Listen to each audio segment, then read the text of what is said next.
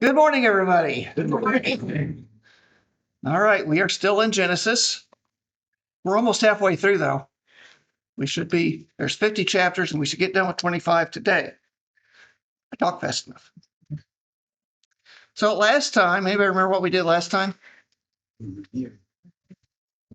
What? Review. Yeah, we did a big review over from chapters 1 through 22. We covered chapter 23 and 24. So guess what? We're going to do another review real fast because I said to stop in the middle of 24.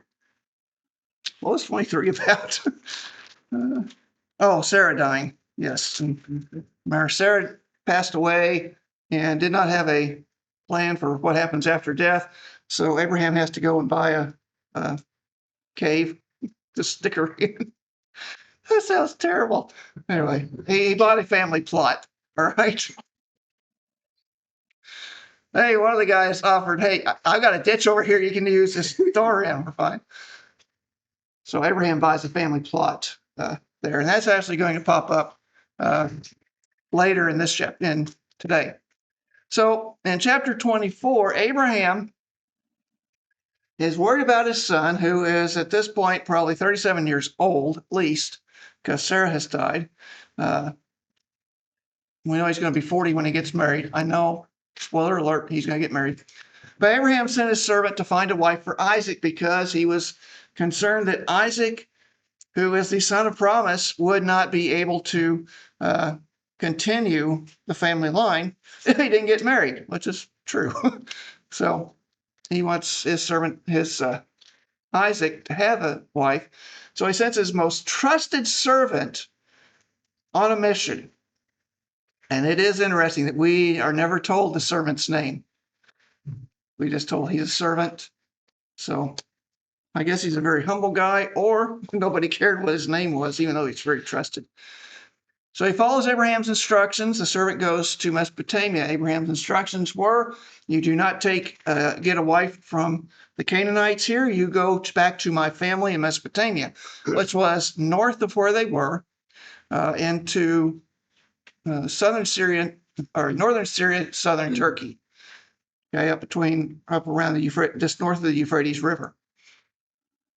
So the servant goes, he follows the instructions, and gets up into Mesopotamia to the family. The servant asks for God's help. He says, all right, God, if you're really with me, the woman who comes to get water and then offers me some water, and then not only offers me water, but offers to water my camels, the 10 camels he had, it's a lot of water, that's the one I think that you have planned for me, or for Isaac. So he prays, and here comes Rebekah to the well, and she offers him water.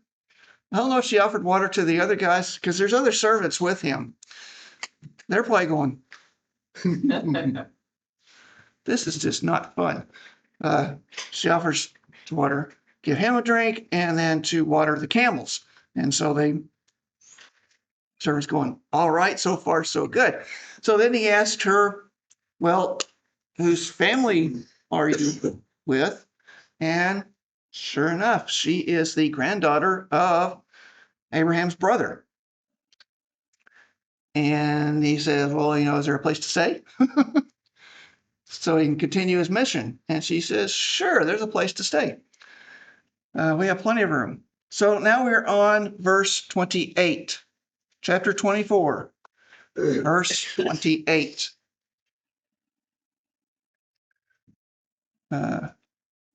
So verse 20, the young woman ran and told her mother's household about these things. Now we think, okay, wait, you are leaving this guy at the well. Isn't that kind of rude? Just run back to your house. No, it wasn't rude. There is a reason for that, and it has to do with their customs. So she was going to get everything prepared because he was supposed to stay with her. And in that time, and within those customs, then You would go and get everything ready while the other person just stayed and waited. When everything was ready, then you would come back and get the person and bring them to your house. We could see this with feasts. An invitation would go out, and then they would get all the feast prepared, and then they would have a servant come and get the people and bring them to the feast. Same thing is going on here. She has gone to her house to get everything ready. And it wasn't like, oh, she's so excited that she just forgets the guy is there and runs back home. No, there is a reason for this. So the young woman ran and told her mother's household about these things. Now Rebekah had a brother named Laban, and he hurried out to the man at the spring. Okay, hurried is a relative term here because he does a lot of things before he runs out, but he hurries up and gets everything ready so he can get back to him as soon as possible. As soon as he had seen the nose ring and the bracelets on his sister's arms, and he heard Rebekah tell what the man said to her, he went out to the man and found him standing by camels near the spring. So we mentioned last time when the servant gave Rebekah all these gifts. He gave her a nose ring, which I'm sure is just great, nose ring and bracelets, very expensive bracelets to wear. Laban sees these and understands this guy is looking for a wife. He's giving her expensive gifts. He's looking for a wife.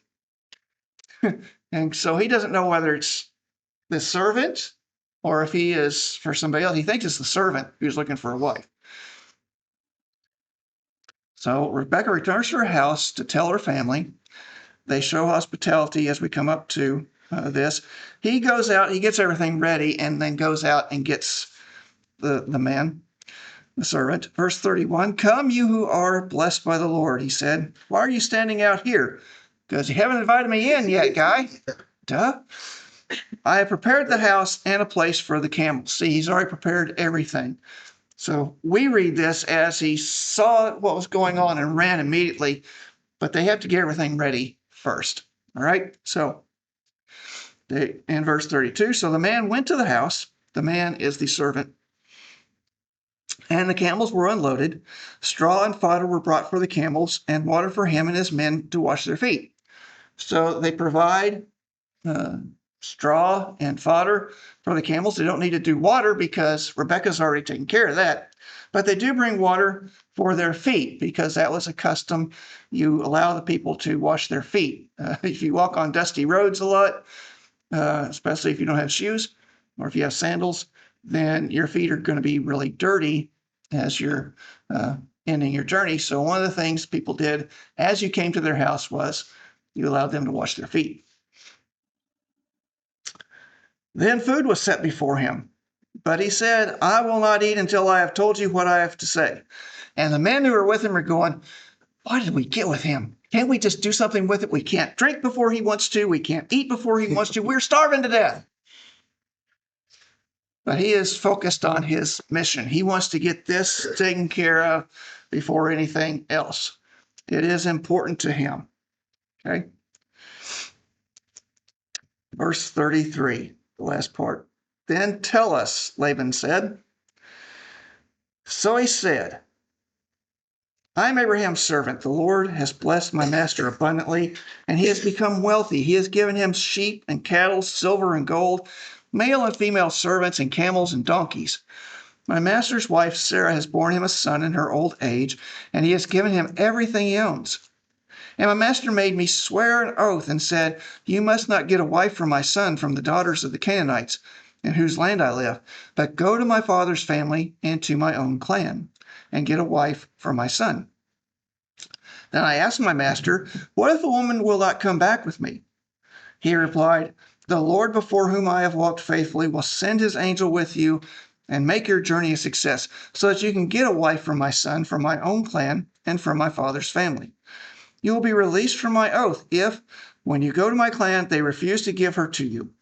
Then you will be released from my oath.' When I came to the spring today, I said, 'Lord God of my master Abraham, if you will, please grant success to the journey on which I have come. See, I'm standing beside this spring, If a young woman comes out to draw water and I say to her, please let me drink a little water from your jar, and if she says to me, drink and I'll draw water for your camels too, let her be the one the Lord has chosen for my master's son. Before I finished praying in my heart, Rebekah came out with her jar on her shoulder. She went down to the spring and drew water, and I said to her, please give me a drink. She quickly lowered her jar from her shoulder and said, drink, and I'll water your camels too. So I drank, and she watered the camels also. I asked her, whose daughter are you? She said, the daughter of Bethuel, son of Nahor, whom Milcah bore to him. And I put the ring in her nose and the bracelets on her arms, and I bowed down and worshiped the Lord. I praised the Lord, the God of my master Abraham, who had led me on the right road to get the granddaughter of my master's brother for his son. Now, if you will show kindness and faithfulness to my master, tell me, and if not, tell me, so I may know which way to turn. Whew. All right, so he lays out the whole story for these guys. Okay, my master Abraham has sent me on to get a wife for this, his son. Talked about how God was guiding him and all this. He just lays out the whole story and says, all right, guys, what do you think? So that was his big reveal. This is why I am here. And Laban's probably going, good. I really didn't want her to marry him, but maybe this rich guy will work out good. Now, we need to ask a question. Why did Moses put that in there again?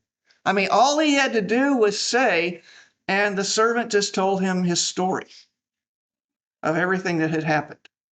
He didn't have to repeat all that. Okay? So why? Well, when you are studying the Bible, if something is repeated, it means it is important. So repeating this means there is something important there that the people need to understand. Remember, the people who are listening to Moses, first off, are those who are in the wilderness with him. They are transitioning from slavery in Egypt, where God has freed them, and getting ready to head toward the promised land, to get into the promised land. So what is important in this? Well, number one, the people of Israel need to understand they were not to marry those in Canaan.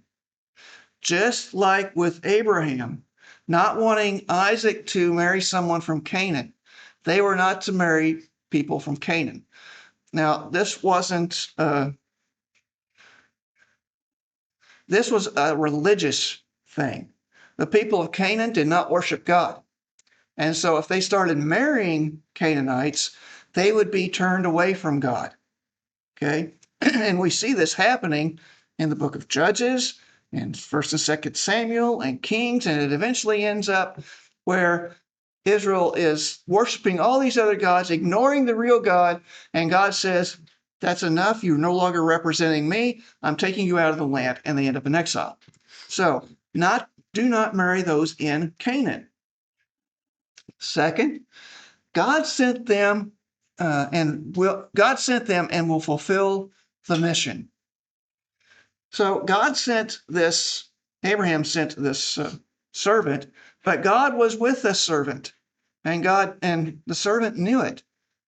Now, the people of Israel, God has sent them on the mission to go in and take over the land of Canaan, to become the people who represent God in that little spot of land that the whole world goes through.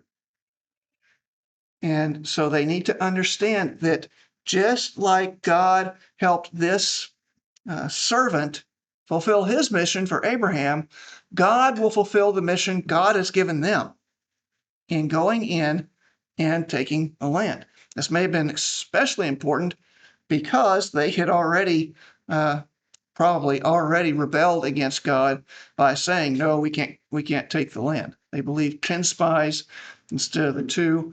And so now they're wandering in the wilderness for 40 years until the old people die off and the young people take over.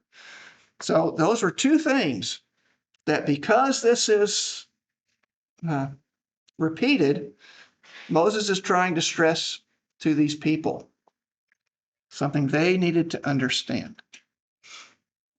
And because this is repeated, I think it strengthens the fact that this part of the story especially was a part of the oral tradition.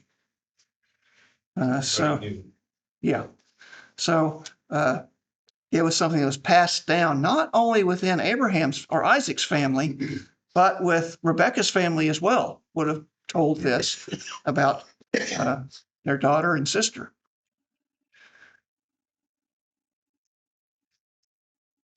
All right, verse 50. Laban and Bethuel answered. Okay, we finally have Bethuel popping up here. Bethuel is the father. And as you start out on this, you think Laban's taken the responsibility here. The father should be. But remember, the father is probably the same age as Abraham. He may not be able to move around as much, maybe ill, but he's at least in this passage to make the full decision. Laban, though, it seems, has taken over the day-to-day operations of the family. So Laban and Bethuel answered, "This is from the Lord. We can say nothing to you one way or the other. Here's Rebekah, take her and go, and let her become the wife of your master's son, as the Lord has directed." All right, so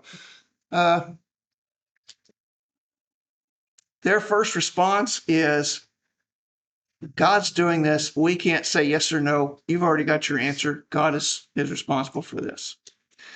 And now we as Westerners just kind of pull back on this next part. Go ahead, take Rebekah. She's yours. And Rebekah didn't have any say in it at all.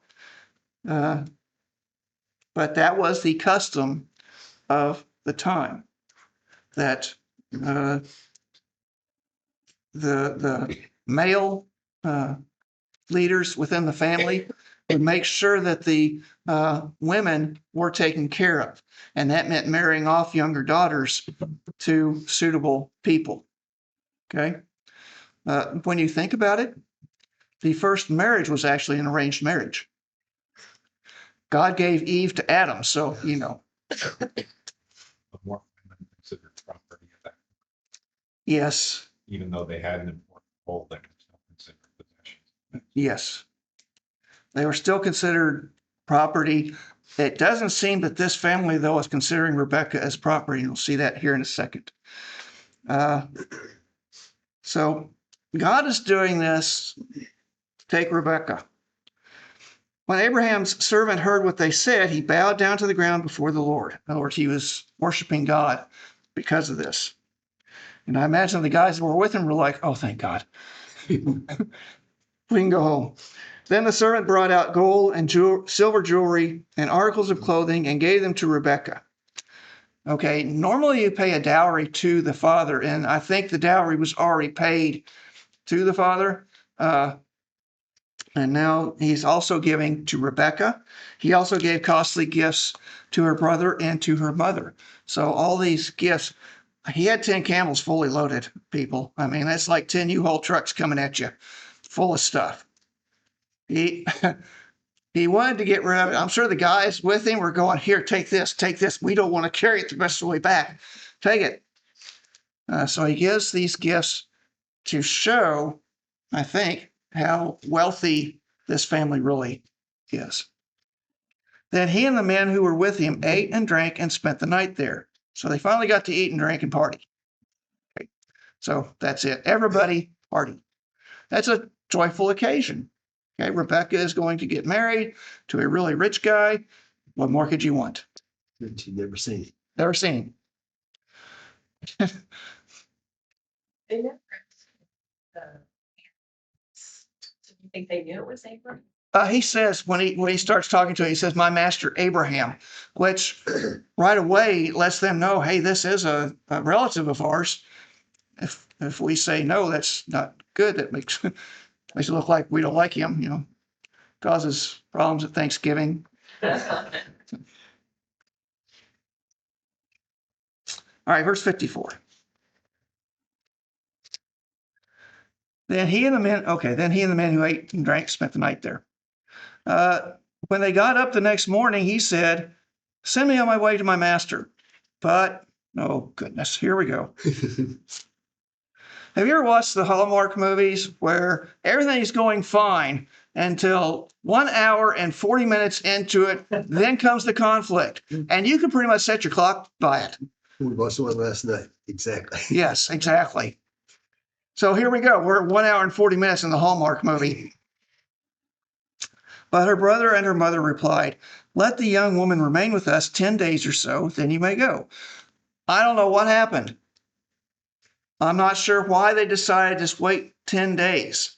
If maybe they thought they just got caught up in the moment last night and now they're going to change their mind, or what is going on. But now all of a sudden, Laban and her mother are pushing back. Bethuel is probably off sleeping somewhere. He doesn't care. But these two are now pushing back, wait 10 days. And maybe there was a custom where they would mourn their virginity for certain days. That comes up in Samuel, I think it is, maybe Judges. But so maybe they were thinking along those lines. I don't know. Well, they're probably not gonna see her again, right? Yeah, probably not going to see her again. Yeah.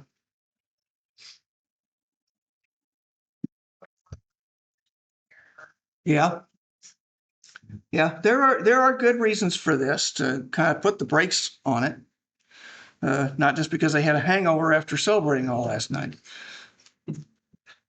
Novel idea. Let's ask her. Yeah, here we go. So verse 56. But he said to them, "Do not detain me now that the Lord has granted success to my journey. Send me on my way so I may go to my master." And the guys behind him are going, "Yes, please. We want to get out of here. We want to go home." So he's saying, "Look, my mission is not yet complete. I still have to get her back to Isaac. Let me go. Let us go now before the camels revolt and we can't get back home." Verse 57, then they said, "Let's call the young woman and ask her about it." So they called Rebekah and asked her, "Will you go with this man?" "I will go," she said. You know how astounding those verses are? This is an arranged marriage. She really has no say in it. But they say, "Okay, Rebekah, do you want to go now?" And she has a say. "Yes, I do." She could, if she was hesitant at all, she could have said, "No, I want to stay the 10 days." She is ready to go. All right. So they actually asked.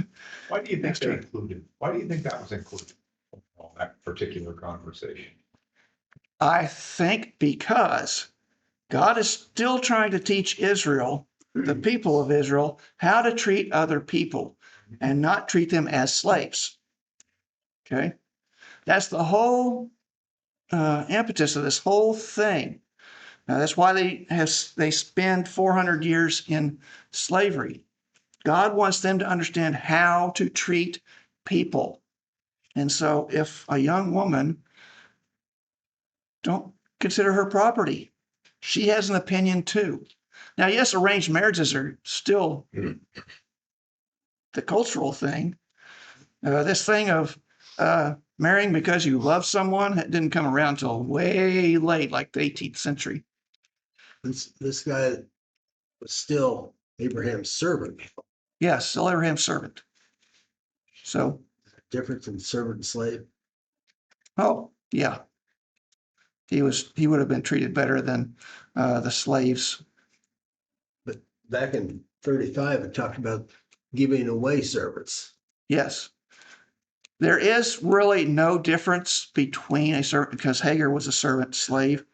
And this guy is a servant, but he is the most trusted servant. He is well taken care of. It's just that they get off on "you're my property" and "I own you." Yeah. That part. And that's what God is wanting to pull them away from.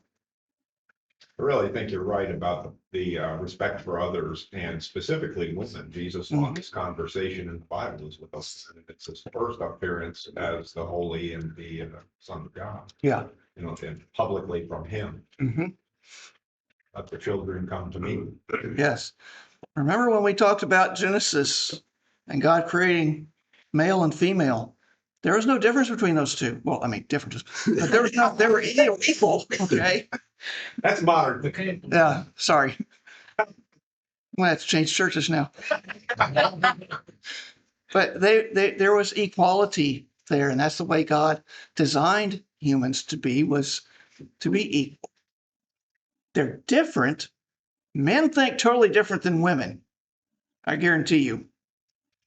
But the key to this is it's also a sign of great respect for the woman. Yeah, She might have a say. yes, Don't you think God talked to her too somewhat? Because she just said she'd go. She didn't. yeah. Hesitate, she'd all go. We're not told, but I wonder if God didn't say, hey, Rebecca, go to the well. There's something really good going to happen there. Yeah, he had. Yeah. And she's had the night, and God may have said, yeah, this is what I want you to do. But we're not told Yeah. that. But she has no reservations. Let's go. God's plan started much earlier. Probably yes. It usually does. God dating. Yeah, God's dating app. Yeah, God's plans start earlier than we think. For instance, this church right now is looking for another pastor, okay? Speaking pastor. I am convinced that that person already knows or is being led by God to come here, okay? And we are already being prepared that this is the one. I think we ought to test them and see if they'll give us a drink of water and then water our camels first. Masood kind of said, no, we can't do that. Kind of a cute show on TV a while back, God Friended Me, where this person would get these promptings on his phone that, hey, you need to go do this or that or the other. And it turned out to be very consequential journeys and ends up revealing that, Yeah. which I thought. Mhm. Yeah, there's more going on underneath here than we are probably told. Okay. So they did ask Rebekah, which is unusual, although Laban's her brother and she probably had him in a headlock when she was younger. She could beat him up. I mean, goodness, she can carry enough water to do camels. She could probably beat Laban up. All right. So verse 59. So they sent their sister Rebekah on her way along with her nurse and Abraham's servant and his men. And they blessed Rebekah and said to her, our sister, may you increase to thousands upon thousands. May your offspring possess the cities of their enemies. So they get everything ready and get the camels loaded. They send Rebekah along with her nurse, okay, a maid. Remember, Sarah's maid was Hagar, and it may have been one of the maids that she got as she married Abraham. Maybe not. But it was customary for the rich people when they sent their daughters off to send a maid to be their helper. And so she gets a nurse. I don't know if Rebekah was like accident prone or something that she needed a nurse, but she gets a nurse. And they bless Rebekah. Notice this blessing, okay? It says, our sister, may you increase to thousands upon thousands. What was the thing that God said to Abraham? You will have descendants innumerable. So this was just a common blessing at that time. May your offspring possess the cities of their enemies. This is for peace. In other words, if you're possessing the cities of your enemies, you have no enemies. So it is a thing for peace. And we found that also in what God said to Abraham, that your descendants will possess the cities of their enemies. All right, here we go. The hallmark moment is coming. Verse 61. Then Rebekah and her attendants got ready and mounted the camels and went back with the man. So the servant took Rebekah and left. Now Isaac had come from Beer Lahai Roi, for he was living in the Negev. Okay, so that, if that name sounds familiar, Beer Lahai Roi, remember where Hagar met with God the first time? She was still pregnant. That is the well, the area that she was in. And so that is in the Negev. It's between the Dead Sea and the Mediterranean Sea, that area there. And he is Isaac is now down in that area. He went out to the field one evening to meditate. Now, that doesn't mean he's going, no, he's not doing that. And when he's meditating, he is just thinking about, okay, my mother's dead. My father's pretty close. What is my life really going to be like? Where do I go from here? So that's what he's meditating on, right? And by the way, the word that's translated meditate is kind of ambiguous in the Hebrew. So they just throw meditate. And as he looked up, he saw camels approaching. Rebekah also looked up and saw Isaac. She got down from her camel and asked the servant, "Who is that man in the field coming to meet us?" So Isaac looks up and he sees camels coming, and his natural instinct from his family is to get up and greet these people, to be hospitable. So he's heading towards them, and Rebekah sees him and goes, "Who is that guy?" "He is my master," the servant answered. So she took her veil and covered herself. Apparently she hadn't had the veil on before, but now she's covering herself as a modest woman who is about to meet her husband. Although he said he is my master, and he had only said that his master was Abraham, so I'm not sure how she knew it was Isaac. Maybe she could tell he was younger than Abraham would have been. Verse 66. Then the servant told Isaac all he had done. See, that's all Moses had to say the last time instead of going through all that thing. I'm glad he didn't go through it all again. He told Isaac all that he had done. "Your dad sent me to get a wife. We got a wife." Isaac brought her into the tent of his mother Sarah, and he married Rebekah. So she became his wife, and he loved her, and Isaac was comforted after his mother's death. So it's a Hallmark movie. You get this slow motion of them running through the field towards each other, embracing, and then they get married. You've been watching too much fun. Yes. My mother loves Hallmark, okay? They always turn out right. Maybe that someone just been around town. Yeah. Yeah. I like the mysteries, though. Mysteries are pretty good. So Isaac is now married to Rebekah. The mission is complete. The servant can go, and the guys with him go, "Yes, finally. We can get back to work." Chapter 25.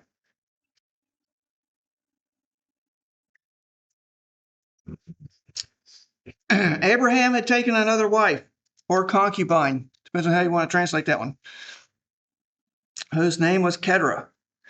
She bore him Zimran, Jokshan, Medan, Midian, Ishbak, and Shua.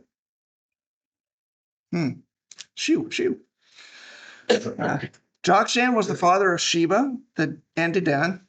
The descendants of Dedan were the Asherites, the Letushites, and the Leumites.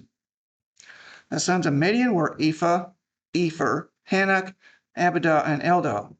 All these were descendants of Keturah. So after Sarah dies, we think Abraham gets another concubine, another wife, and has all these children with her. One of them in particular, Midian, becomes a rival to Israel later on. Okay. Midian was, they settled east of Israel, so the Jordan River, east of the Jordan River, and then south into the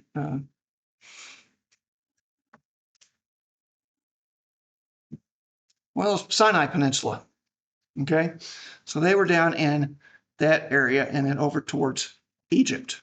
Isn't that Moses' wife's Midian? Moses' wife was a Midianite, yes.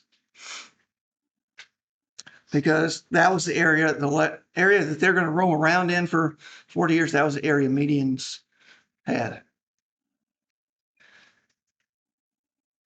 Okay, so chapter 5. We really don't know much about the other ones. We can't, they haven't been able to place them just yet as to where they landed.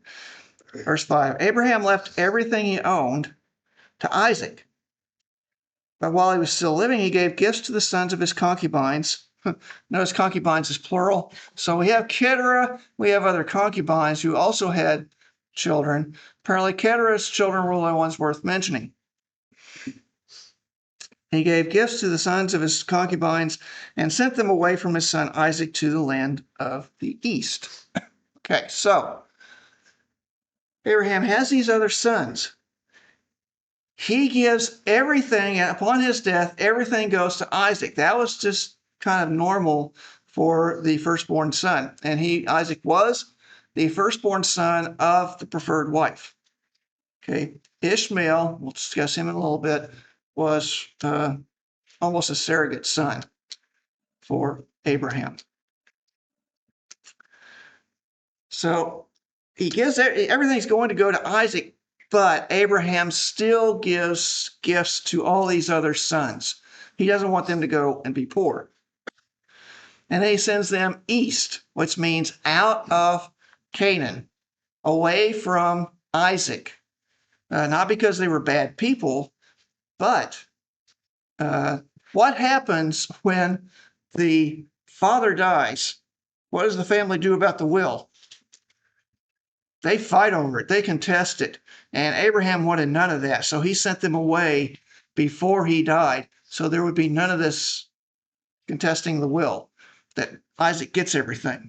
All right. Remember, Isaac is the son of promise.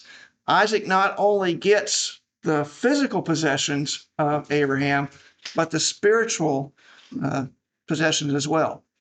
He is the son of promise, the one that God is blessing spiritually and physically. Verse 7, Abraham lived 175 years.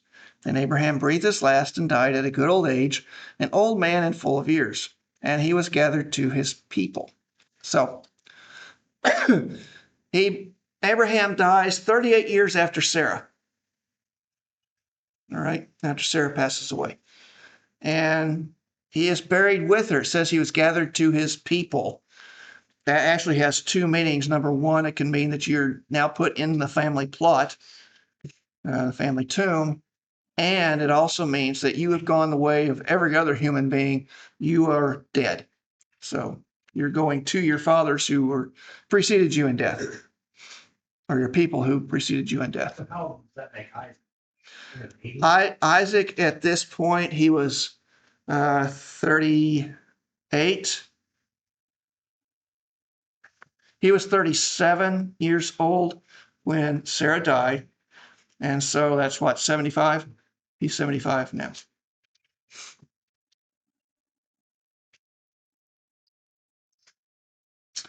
His sons, Isaac and Ishmael, buried him in the cave of Machpelah near Mamre, and the field of Ephron, son of Zohar, the Hittite, the field Abraham had bought from the Hittites. There Abraham was buried with his wife Sarah. After Abraham's death, God blessed his son Isaac, who then lived near Beer Lahai. Okay. So, yes, Isaac and Ishmael come together. Notice none of the other children were there, but those two come together as the primaries to bury Abraham in this tomb. Okay. So Abraham is gone.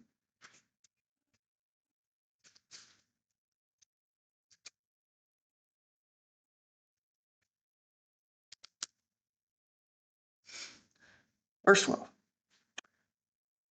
So remember when Moses puts in genealogies, it's usually to go from this person to the next person. In this case, he's not necessarily putting in a genealogy as much as he is saying, this is what happened to Ishmael. We are closing out Ishmael's story so that we can focus then on the son of promise, who is Isaac. Okay, so he's tying up loose ends. Verse 12, this is the account of the family line of Abraham's son Ishmael, whom Sarah's slave Hagar, the Egyptian, bore to Abraham. These are the names of the sons of Ishmael listed in the order of their birth. Nebaioth, the firstborn of Ishmael, Kedar, Adbeel, Mibsam, Mishma, Duma, Massa, Hadad, Tema, Jeter, Naphish, and Kedemah. These were the sons of Ishmael, and these are the names of the 12 tribal rulers according to their settlements and camps. Ishmael lived 137 years. He breathed his last and died, and he was gathered to his people. His descendants settled in the area of Havilah to Shur, near the eastern border of Egypt as you go toward Asher. And they lived in hostility towards all the tribes related to them. All right, so a lot of stuff in this one. So he had 12 sons who became rulers. Remember, God promised Hagar that her son would have lots of tribes, lots of nations coming from him, just like Abraham's son was going to have, Isaac would have. And so 12 sons, 12 tribes of Ishmael. And then Ishmael dies at 137 years old. So he lived to a good old age as well. And then he is put with his people. There may have been a family plot by that time for his mother and then for him or anyone else that died. And once again, like Abraham, he is going the same way as everyone else did before him. Now it says his descendants settled in the Sinai and Arabian peninsulas and in northern Mesopotamia. All right. So it says in verse 18, his descendants settled in the area from Havilah, which is east of Suez, Egypt, Suez, all the way to Shur. We don't know where Shur is, but it was probably toward, as best they can guess, through the Sinai Peninsula and then the Arabian Peninsula. Okay, those two peninsulas that come down.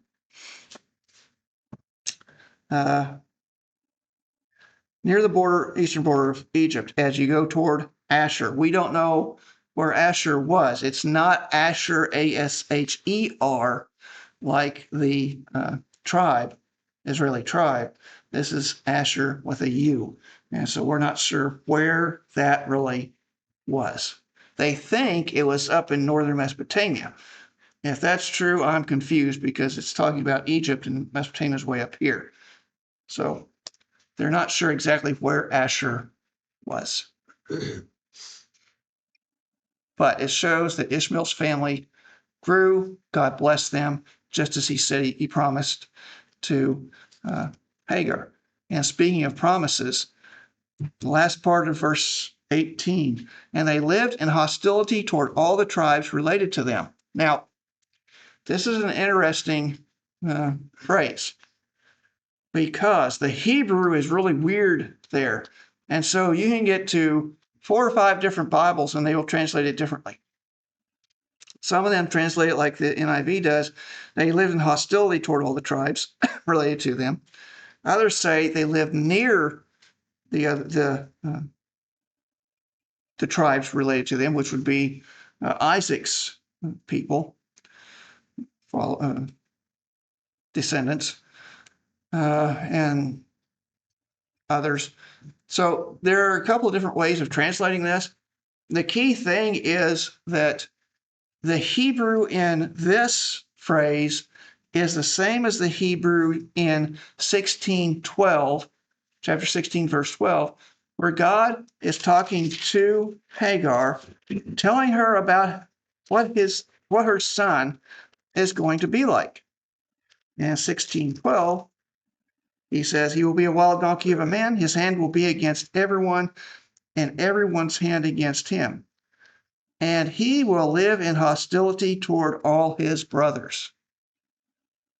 Okay, it's the same exact Hebrew phrase. And when you look at these different translations, if they translate this passage one way, they translate it the same way in chapter 25. So what Moses is doing here is saying God fulfilled all of his promises about Ishmael. he did have the character God said. He was blessed like God said he would be. Okay.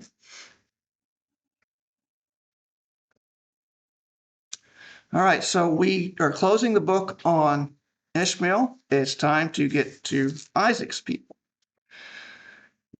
And now we go to the soap opera. Verse 19, this is the account of the family line of Abraham's son Isaac.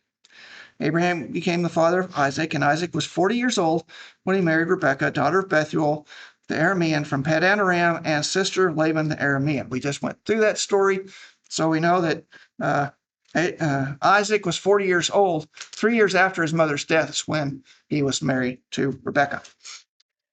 Now Isaac prayed to the Lord on behalf of his wife because she was childless. And the Lord answered his prayer, and his wife Rebekah became pregnant. So Isaac is, in verse 19, the child of promise. In verse 20, we find out he's 40 years old when he marries Rebekah. And then he prays for Rebekah in verse 21. That's unusual because usually the man would pray for a son for himself. He is just praying for a child for Rebekah, because remember, in those days, to not have children was a curse for women. They were looked down on in society as being insufficient women. And so Isaac loved Rebekah. He did not want her to suffer through that. And so he says, he prays to God and she will become pregnant, and she does. And boy, does she. Verse 22. The babies jostled each other within her. The babies, talk about overdoing it. And she said, why is this happening to me? So she went in to inquire of the Lord. Why is this happening to me? Your husband did it. I'm going to kill my husband. Verse 23, the Lord said to her, 2 nations are in your womb, and 2 peoples from within you will be separated. One people will be stronger than the other, and the older will serve the younger. So you've got twins, twin boys, and they will be separated. Not because they're born and they get separated. They're not, and they get separated. They are just not going to like each other. I mean, they're already fighting in the womb. What do you think it's going to be like when they get born? One people will be stronger than the other, and the older will serve the younger, which is unusual because the firstborn was to have the dominance. Okay. Verse 24. When the time came for her to give birth, there were twin boys in her womb. The first to come out was red, and his whole body was like a hairy garment. So they named him Esau. His name was Harry, okay? All right, it reminds me of the old Night Court show. Remember Harry, the Yes. judge? I remember him introducing himself one time. Hi, I'm Harry, but aren't we all? Okay, so Esau is Harry. Verse 26, after this, his brother came out with his hand grasping Esau's heel, so he was named Jacob. Okay, so Jacob means grasping the heel, which in that society meant he was a deceiver. Okay, it was a euphemistic way of saying deceiver. So Jacob is a deceiver, and then we have Harry. Isaac was 60 years old when Rebekah gave birth to him. So Isaac was 60 years old. They were married at 40. They've been waiting 20 years for children. That's why Isaac was desperate for Rebekah. Okay. Now the boys grew up in verse 27. The boys grew up, and Esau became a skillful hunter, a man of the open country, while Jacob was content to stay at home among the tents. Isaac, who had a taste for wild game, loved Esau, but Rebekah loved Jacob. All right, so remember, and 2 peoples from within you will be separated. There's going to be contention between them. We're starting to see that here. Esau is a hunter. He loves to be outside. Isaac loves him because he brings home the wild game he likes to eat. Okay?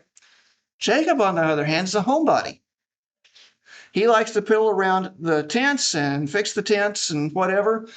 He's a homebody. And Rebekah loves Jacob. So if the father loves one kid, the mother loves the other kid. Yeah, that's not going to cause any division or problems at all, is it? No. And let's not think that Jacob is less of a man because he's not out hunting. Okay. We'll find out later how manly man he was. He wrestles with God. So it wasn't like he was, effeminate or anything. Jacob just enjoyed doing DIY projects. Okay. I do not, because all my DIY ends up in the hospital. Verse 29. Once, when Jacob was cooking some stew, Esau came in from the open country, famished. He said to Jacob, "Quick, let me have some of that red stew. I'm famished." That's why he's also called Edom. Edom means red. So he's red hair, hairy red, which he said he had red hair. Jacob replied, "First, sell me your birthright." "Look, I'm about to die," Esau said. "What good is a birthright to me?" But Jacob said, "Swear to me first." So he swore an oath to him, selling his birthright to Jacob. And Jacob gave Esau some bread and some lentil stew. He ate and drank and then got up and left. So Esau despised his birthright. All right. This is a very key moment in Israeli history. Esau could have been the son of promise, but he gives it up. So Esau is coming in from hunting, and he is famished. And he sees Jacob cooking stew in verse 29. And I'm sorry, but Esau was a diva. I mean, think about it. Oh, I'm famished. I'm going to die if I don't have food. Oh, get over it. You're not going to die if you don't have food. But Jacob, remember, he's a supplanter, a deceiver. He says, "Sell me your birthright." Now, I think he may have just been joking with Jacob or Esau at this point and saying, "Well, if you're so hungry, sell me your birthright." And then he realizes, hey, he's willing to sell me his birthright. Okay. So Esau says, "Yeah, whatever. I just need food. Let me have some red stew." And Jacob replied, "First, sell me your birthright." "Look, I'm about to die." Verse 32. "What good is the birthright to me? If I die, I can't have the birthright." So he says, "You take it." Jacob's a good attorney. "Swear to me. I want this in blood writing that you're giving me your birthright." So Jacob swore an oath to him. What? Obviously, Esau's obviously pretty rash. Yes. So Jacob gets him to swear an oath to sell his birthright to Jacob for a bowl of soup. Now, remember what this birthright is. Normally, the birthright for the firstborn son is you inherit everything. We give some stuff to the other ones, but you inherit everything when your father is gone. But this particular birthright also includes being with God, the blessing from God, because it's Abraham, passed down to Isaac, will be passed down to his next son. Esau, it says, is despised his birthright. In other words, he despised he had no concern for God. No concern about this whole thing of, oh yeah, you're going to be bless other nations, whatever. I don't care. I just need food. And so Esau is not one that would carry on the spiritual part of Abraham's line, because he didn't really care about God. Now, we're not sure how Jacob was either. I mean, he's slimy. But we know for sure here that Esau just didn't care about it at all. And God's saying, "No, you're not going to be the one. I'm not letting you in." And so here we have the older will serve the younger. That was what was told to their mother, Rebekah. And so the older is now going to serve the younger because the younger now has the birthright. Okay. So that was very important for Israel to understand. Do not despise the birthright. Do not despise what the mission God has for you. And the mission God has for you is to go in and take over Canaan. And I think it's interesting that food is involved because as you read through the story in Exodus, they're always wanting to go back to Egypt where there was good food. I mean, they were willing to sell everything else, this blessing that God has prepared for them, for some food. And that is exactly what Esau did. And so once again, we see in this story, Israel, don't do that. Don't be that way. Okay. So it is easier to see where God is leading when you know where God has been. And I'm finding it much easier to understand what's going on with these passages as I think about, okay, so how is those who originally heard Moses say this, how were they thinking? What were they facing? And you can see how these stories then line up with what they were facing, what they had to decide on, go with God or not. And we can do the same thing. I mean, we give up what God wants us to do for piddly reasons too. So let's not do that. All right. Thank you all.